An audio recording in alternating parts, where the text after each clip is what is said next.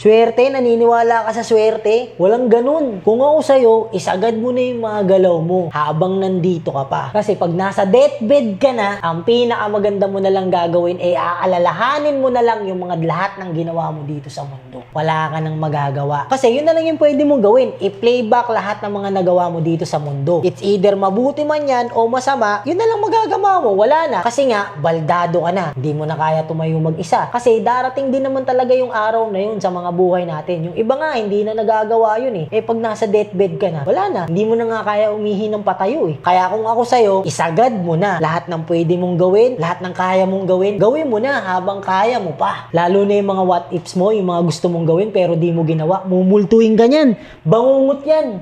Oo nga, no? Paano kung ginawa ko nga yung dati pa? Di ba? Kaya dapat hanggat maaari, wala kang what ifs. Kaya gawin mo na hanggat pwede ba? Kasi kahit sumablay ka pa, wala kang pagsisisihan kasi ginawa mo nga. Yes, kuya, Yun nga. Sabi siya eh.